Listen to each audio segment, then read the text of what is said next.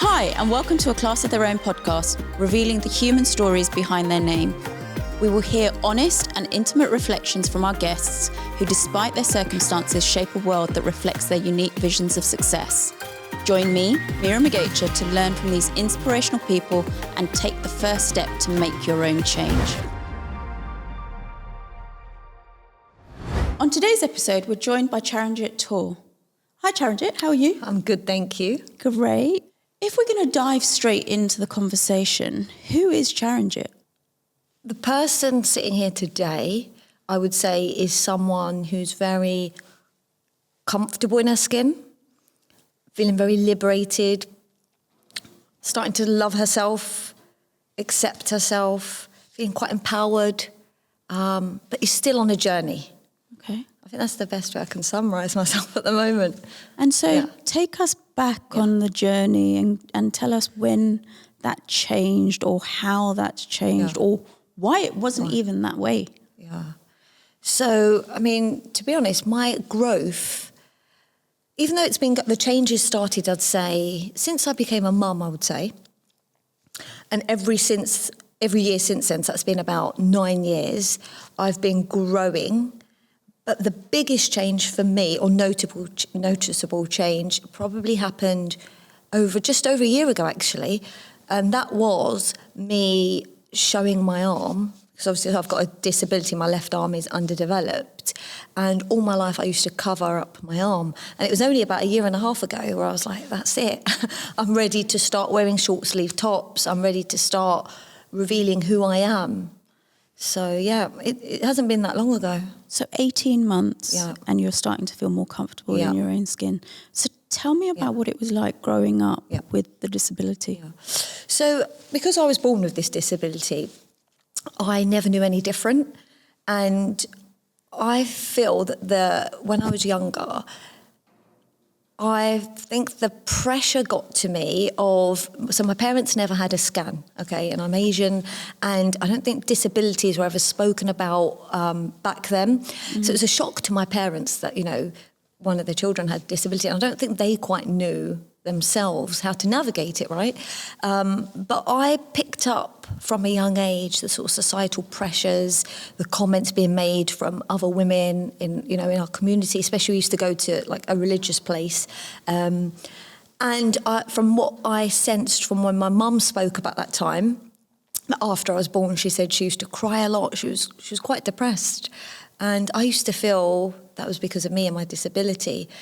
So from a very young age, I almost put that responsibility on my shoulders to show my parents that, no, I'm just like everyone else. I never wanted them to experience any difference, really, because I've got a younger sibling and an older sister, and I just always wanted to show that I'm, just like everyone else. So I put that pressure on myself from a young age, and I was okay, I'd say, up until junior school, right? Because you're still young, you're naive.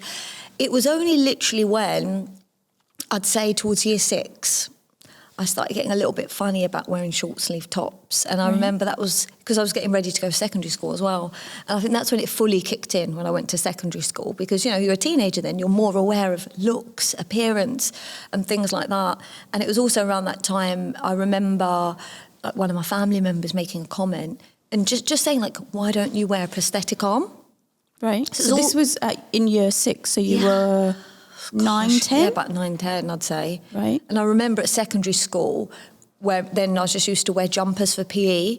And even in the summer, I started wearing jumpers for PE. And I remember it was like a thick black jumper. I knew you're doing trampolining. And, I used to get so sweaty and hot. But I would never take off my jumper. And that was like, they were the small sort of changes that started creeping in. And I remember then just saying to my mum, just want to wear long sleeve tops. That was one thing I was pretty obsessed about. She would go to town to literally find me I remember black sleeve tops, and she used to sew them, fit them. But I was so specific about wearing, covering up.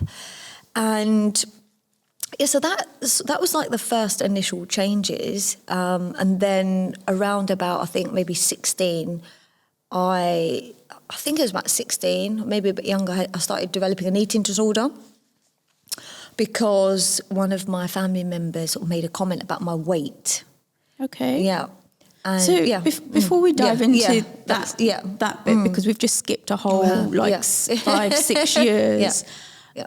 When you were younger, so before you turned or when and were in year 6, were you aware of your difference? I'd say I've always been aware, as far as I can remember. And did it make you, how did it make you feel? So I remember, funnily enough, I think I've blocked out a lot of things, but I've had therapy. And one of the things that come out in therapy was going to swimming. And that was in junior school, actually. Because I used to talk about my childhood as being really happy. And don't get me wrong, it was really, really happy. But I think I blanked out a lot of the emotions. I probably suppressed a lot. Yeah. That comes down to, like I said, I always just used to get on with things, and then you end up suppressing your emotions. I never really used to give myself time to think about what I'm actually feeling, right? So when I revisited how I felt going back, it brought up a little bit of trauma going to swimming. And I remember I hated my swimming lessons because I couldn't swim like everyone else on the front. I had to wear swimming costumes that was like fully exposed, right? Yeah. And at that sort of time, you're starting to mix with, boys and girls. So actually deep down, I don't think I know I wasn't as comfortable in my skin as I made out to be. And were you trying, because you talked about you were there and you were protecting, I don't know if you used the words protecting your parents, but you wanted them to know that you were no different. Yeah. And so was there an element of protecting, or was there something else that you were trying to go, I can do everything everybody else can do? There's an element of protecting, an element of probably pretending to myself that I'm okay as well. Okay. I've done that a lot. Yeah. Just, if you keep convincing yourself you're okay, then that's how I've always sort of just coped, right? Yeah. It's a coping mechanism. But how long that coping mechanism lasts for, or is what I later discovered it doesn't, right? Because it's very superficial, isn't it? But when you dig deep, I was not coping as well as I thought. I didn't accept my disability. I really didn't. And when you say you didn't accept your disability, were you treated differently at school or in terms of capability, skills? So yes, maybe swimming was difficult because it was, there's nowhere to hide. You haven't got your black jumper. But were there other elements of people going, you're not enough, you're not good as? That's a really good question. I don't remember it at school, I'll be honest. All my peers were so supportive. Thankfully, I never got bullied.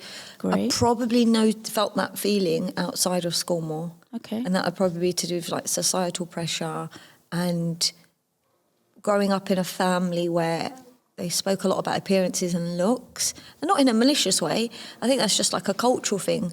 And, I speak to a lot of my friends, and even now when I speak to people, everyone had sort of similar backgrounds, whether it was your colour of your skin, the shade, the tone, whether you're a bit overweight. That's just how I think our culture is, very outspoken. Yeah. They don't really hold back. And that's probably where I felt it the most. Within the family, or just outside random aunties and uncles? Yeah, it's almost that. Like I said, when I used to go to the temple, women would just, there's no holding back, is it? Women would come up to my mum, I remember, and they would just make comments without holding back and just say it as it is. And it's not in a way that's supportive, it's almost in a way that's oh my goodness, what's happened to her? So you just knew you were different, and it was not only that you knew you were different, you just knew that you wasn't like everyone else, and you knew that was going to be an issue because in my family, and again culture, there's a lot of arranged marriages, and again that's based heavily on the way you look. So from that age, when you know that you're going to probably have an arranged marriage which is based on looks, you automatically start thinking, at the back of your head, you're not good enough, you're going to struggle. So there's all of that going on. There's all of this going on. And then you mentioned at the age of 16, you mentioned you had an eating disorder. Is that as a result of what happened from the family and cultural background, or was there something else that triggered that? So I think what started happening was I started enjoying the attention I was getting by losing weight, and it started almost becoming a new topic of conversation, which took it away from my arm. Okay. So it was almost, it was the praise I was getting instead of, about my weight. And it was positive, even though it wasn't really, because it was quite damaging. But at that time, I was like, actually, I'm getting attention, it's not about my arm. And then it became a control thing, because I started thinking that I was in control by losing weight, whereas I always felt that with my arm I had no choice. I was just, how I used to think was like I was born, I didn't have a choice of it, I didn't get an explanation. It was just like, you almost land on the planet and just sort of deal with it. And so yeah, I just felt that when it came to my weight, I felt in control. It started off like that. You talk about control, and so you were trying to claim control of your life, what people talked about, what you influenced. What was the control for you? What were you trying to control? I felt like it was something I could change about myself. Okay.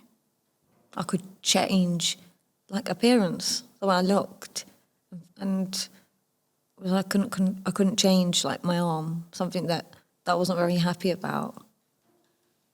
I've never been asked that. It's actually a very good question, but yeah, it gave me a sense of, okay, I can change the way I look, and to me that was it was a positive change at the time. And when you look back at it in hindsight? It was obviously really damaging. Like, that was a really difficult period of time, because, I look back at pictures, I was so frail.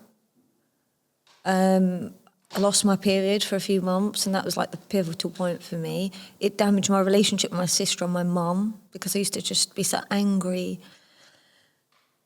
And that upsets me. It does upset me. It really does upset me, because I wasn't a very nice person. My mum just used to always, and that's the thing, she always used to just cater to my needs. And if I was I think I remember once just throwing a whole plate of food, or literally she made it, I just threw it. It's just not nice, is it? And food is such an important thing in where we come from. Yeah, exactly. Such an important part of who we are and our families and our mums.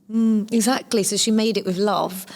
And if I was to think if my children ever did that, it's just not a nice thing to do. So yeah, I do have a lot of feelings about that sort of time. What helped you along that at that particular point in time?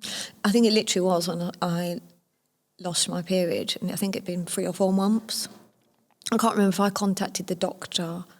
I can't remember, but it was my sister. She literally just said to me, because she plays a really big part in my life, and I think she sort of made an ultimatum that if you don't take control, I'm going to just stop speaking to you. And I think I just realised myself that I want children. I want to be a mum. Of course I do. I don't want to jeopardise that. And that really was the turning point, which I was lucky, because I know so many women, that's, once you get into that sort of controlled mind, the eating disorder controls your mind, you're no longer in control. That's the irony about it. You start off being in control, but you lose that kind of control. So I'm so lucky that it didn't consume me to the point, that I ended up in hospital or anything like that. I was really fortunate. And so what happens next in your journey after? Yeah, okay, so the eating disorder, I'll be honest, even though I got my period back, so that was a really good sign, I would still say that for those that have had an eating disorder would know that there are traits that still continue. You have to constantly work on it. So that did carry on in the background even till probably a few years before I met my husband, because I remember when I met my husband, I wasn't eating chocolate. I wasn't eating crisps, it was so restrictive. But there was a big improvement, but let's say there was still a lot of restrictive eating. But so that was the eating disorder. But in terms of my actual journey, so after the eating disorder, I started wearing the prosthetic arm. So it's a big plastic, it was really heavy arm. And when did I start wearing that? That was after I left secondary school, and I think I started college. So that was the next chapter. I left secondary school, still covering up, but not to the extent I fully went the, prosthetic arm. The next chapter was going college. I wanted to break away. I wanted to, try something new. And that was like almost my new identity of having the prosthetic arm. And that became a dependency. So it almost started off with, I remember the first time I got it, I've got to the end of the street, had to turn back, get my prosthetic arm. And then by the end of it, years on, I couldn't leave the house without it. If guests come down, I was like, quick, I don't want anyone to see me without the arm. So that became another dependency. It sort of shifted. Yeah. And did you go to a different college to where you went to secondary school so that you could start this new life, new person, new image? Yeah, I did. And that was the first time I went from, I started meeting, never used to have Asian friends because I was brought up in a predominantly white area. And, it was about finding that new identity almost. But yeah, that was like that chapter, I'd say. But that was, again, if I look back at that chapter before uni, there were still struggles along the way. Again, not very body confident at all, because obviously I was like still covering up. And so university happens? Yep, university happened. I did law. Again, can't really remember too much about that time in terms of like my confidence. I guess it was all the same, like very, very low. And then I think fast forward to when obviously I got a bit older, and then my family was like, you need to get married. And then my mum was like, because I was struggling to get any proposals from anyone really. And so my mum was like, right, we're going to have to consider someone from India. And I remember getting introduced to someone who couldn't speak English. And I just thought, I know I'm worth more than this. And not saying there's anything wrong with marrying someone from India. It's not absolutely nothing to do with that. I just knew that I wanted to find myself someone that I actually, fell in love with, that they accepted me for who I am, as opposed to, it being a proposal. But along in the background, I was dating people. And my friend actually reminded me a little while ago, a couple of weeks ago, so someone got back in touch with me. And I must have mentioned it to my friend, and she said, do you remember why it didn't work out? And I said, no, I don't. And she said, it was because of your arm, he couldn't accept it. And I said, I really didn't remember that. Because again, I must have blocked these things out. Because I know whenever I met someone, it was always that point like, oh my God, are they going to accept me for who I am?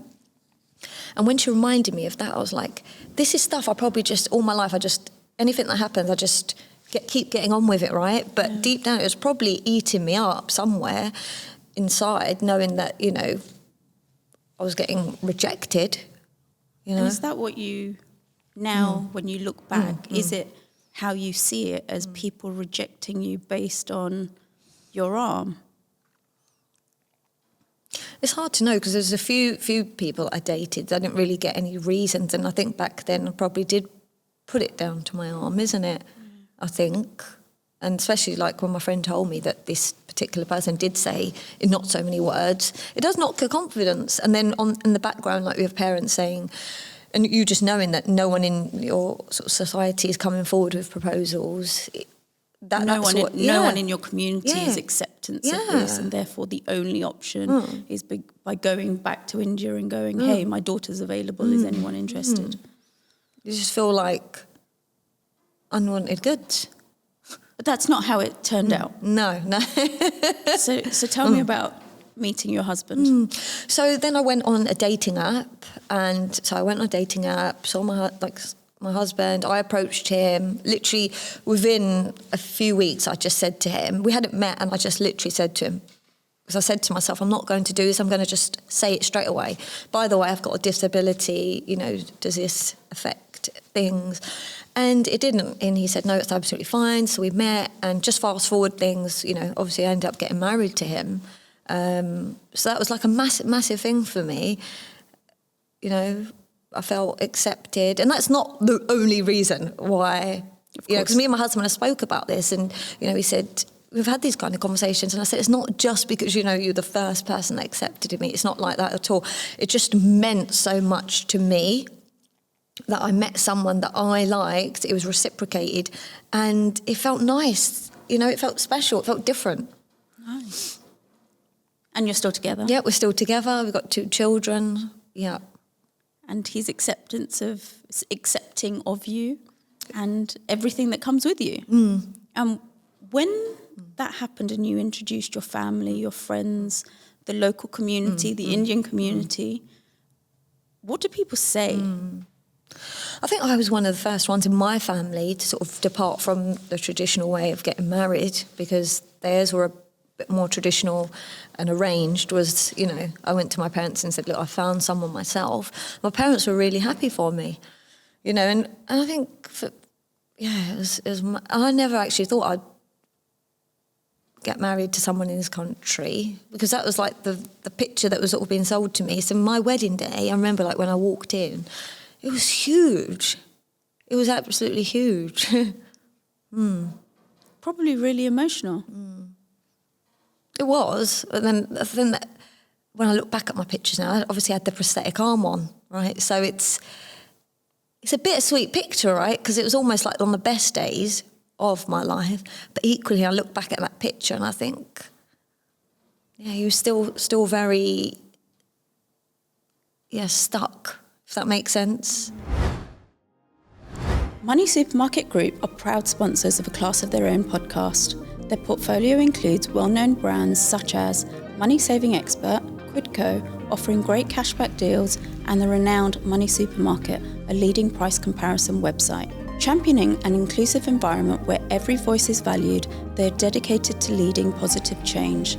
They collaborate with schools to promote diversity, educate on equity, and partner with charities to address key reasons for financial fear today. To learn more and help your household save money, click the links in the show notes below. Beyond your arm and your prosthetic arm and going through that low confidence of, am I good enough? Do I have a right to be here and be equal to everybody else? You went on to study law. You became a solicitor. So tell us about that part of your journey. It's really weird because I don't see that part of my journey as anything special. I'm really transparent. I just don't. It doesn't mean much. And I know, don't get me wrong, it is incredible achievement, you know, but it wasn't it's not meaningful to me. Like now I do something that has so much more purpose and it makes me happy. I think that was just a tick box thing. I didn't know what I wanted to do. It added to the thing in the sense of, right, become a lawyer. It will make me maybe a bit more respected. Maybe it'll make it easier for me. You know, it is a good job. I didn't really know what I wanted to do. So it was a combination of everything. It wasn't just, you know, I didn't really know what I wanted to do. I was still finding myself as a person. But very rarely will I meet anyone and say, by the way, I was a lawyer, because I just don't have that. That's not you. Yeah. And so who is you? So what is it that, you know, having lived those 21, 22 years before uni, during uni, up to uni, coming out, and now what makes you you in terms of what brings you the joy and the happiness? I think I now live my joy through coaching women. I can't explain that feeling of when I work with clients, I help them become body confident, help them become kinder to themselves, because a lot of my clients, they start off and they're just so hard on themselves. It reminds me of all the things that I used to do, and all I want is to empower women to almost rewrite their stories just like I did. And that gives me so much passion, fulfillment, satisfaction, waking up every day, being able to help women change their lives. That's just so much more impactful. And so what's the journey you went on from even you getting married, wearing your prosthetic arm, to 18 months ago going, I don't need this prosthetic arm, I am me for who I am, for my whole self? I think I become a mum, and that was a big thing for me, becoming that role model for my children. And I started realising that this prosthetic arm is actually a hindrance. Like when I hold my children, you know, I couldn't do stuff. So I just had to naturally just stop wearing it less. So that reduced things, you know, in terms of wearing it less and less.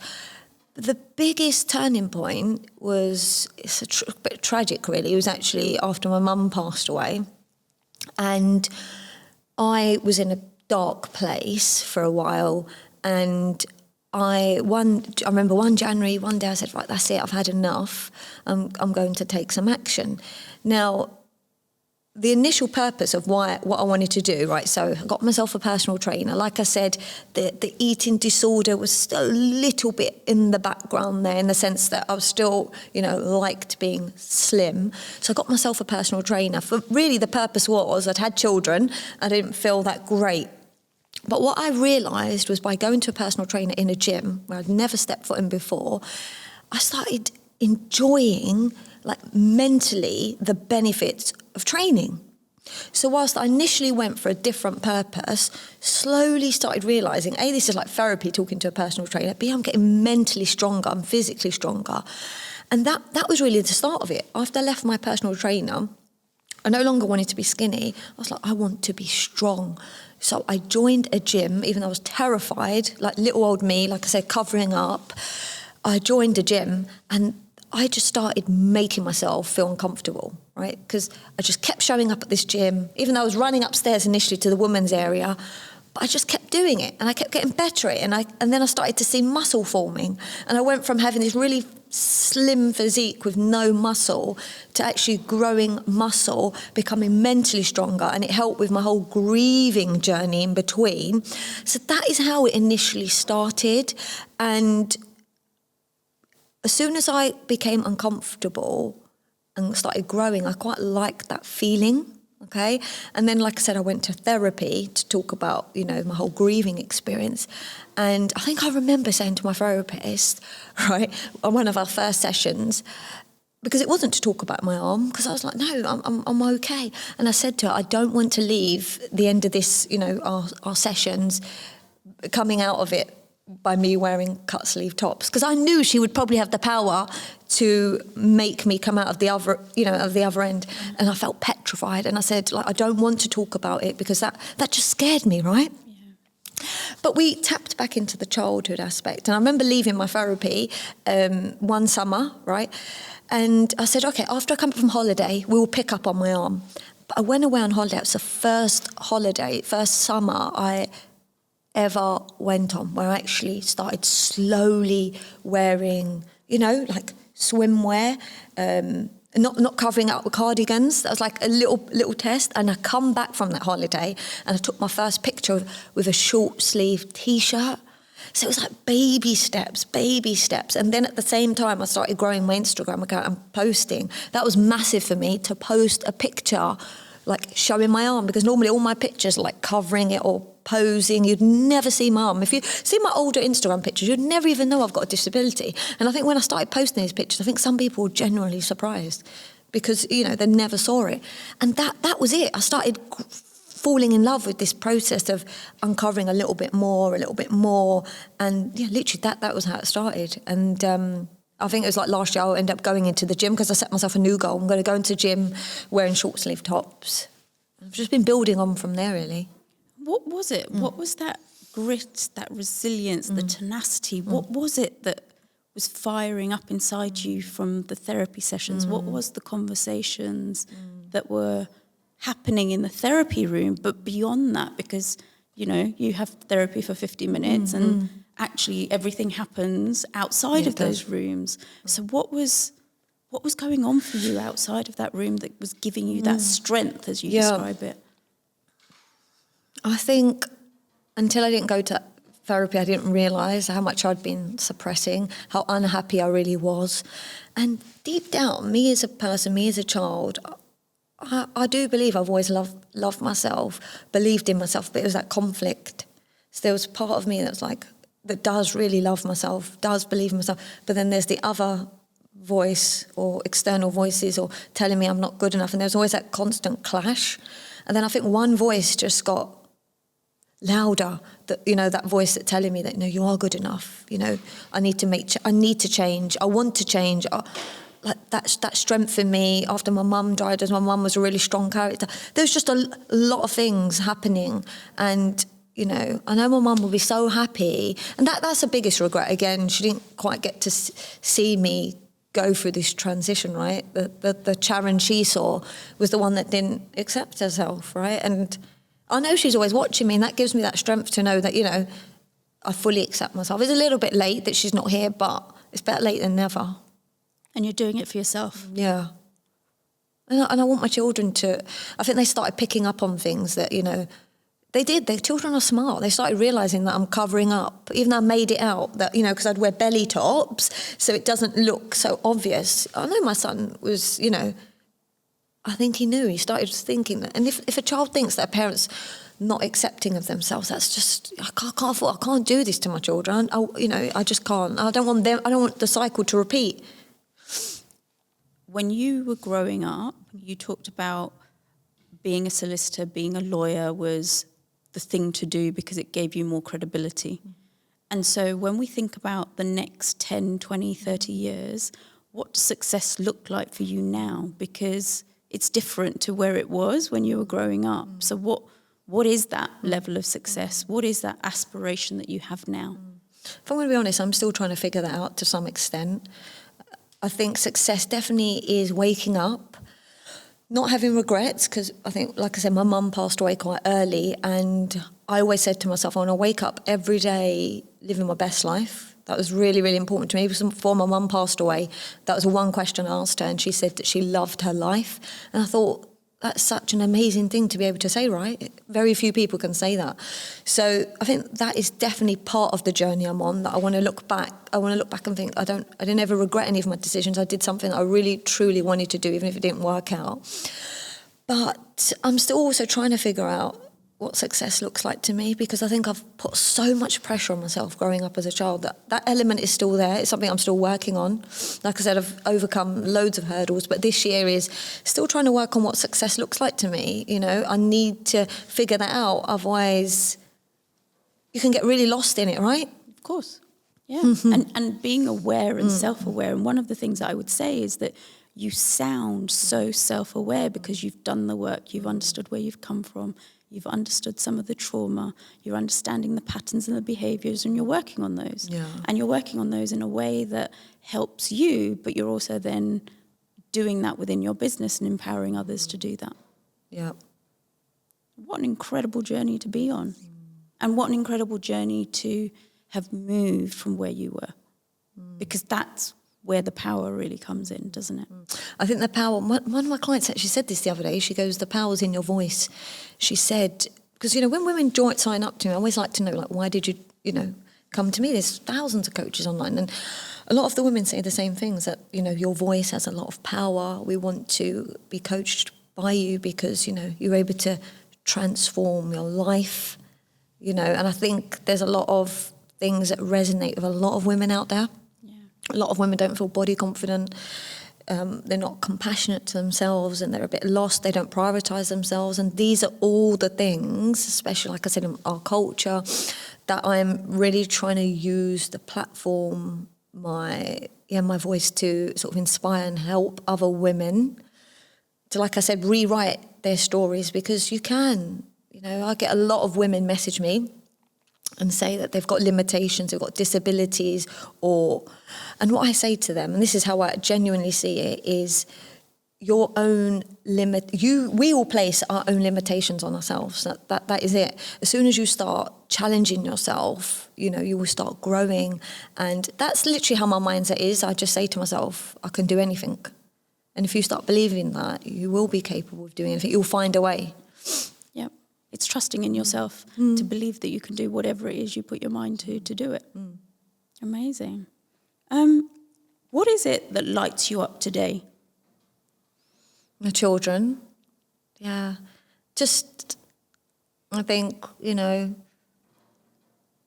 just when they're happy, I'm happy. That really does, make me happy. Spending time with my dad makes me happy. I saw him at the weekend, and that was nice. Just really valuing that time with him. And still really get a lot of satisfaction, on my own journey when I see how far I've come and where I potentially may, because like I said, I'm still on this journey. I'm quite excited. Where will I end up being? I don't know, because I don't feel there's any limits on what I'm going to achieve. Yeah. And working with my clients gives me a lot of satisfaction as well. And if you had a fear, what would it be? Can it be to do with anything? Yeah, of course. Okay, I do have a fear. This is really morbid, though. Yeah. Obviously, I think about my dad a lot. I think that's quite natural, right? Because obviously only having one parent, that scares me as well. And sometimes I also think about myself, like, obviously my mum had cancer. Do I get scared? Obviously I do. You know, like things that I can't predict. And that's why it's so important for me to keep living in the moment. But yeah, these things do scare me, I can't lie. What's your superpower? Believing in myself. I think there's been so many times. I think the reason we are sitting here, where we are today, is because deep down there's always that voice in my head as a child. I always believed in myself. And any steps I've taken in life, I've trusted the process. So I think a lot of people give up at the first hurdle because self-doubt kicks in. Yeah. But me, when I've got an idea, I'm just like, of course it's going to work. Of course, do you see what I mean? I don't know what it is. It's this weird energy and this power inside me that just sort of propels me to keep pushing myself forward. And it's an exciting feeling, I can't lie. But I think that is one of my superpowers. Amazing. What a superpower to have. And we started this conversation with who is Charanjit. So I'm going to bring you right back round and go, is there anything that you would add or change based on the conversation today to say, this is who I am? I think we covered everything, really. I think I like to see myself as someone who's quite empowering. And like I said, I feel free, and I feel like I am a strong woman. As much as I don't really tell myself that, I think, I do believe deep down I am really strong. Well, thank you so much for your time. It's been an absolute pleasure having you here. Thank you for having me. If you enjoyed that conversation, then please share A Class of Their Own podcast with your friends and family and keep spreading the word to those that haven't discovered us yet. It makes a huge impact on our ability to have the people you want. Keep being you through connection, learning and play. You are a class of your own.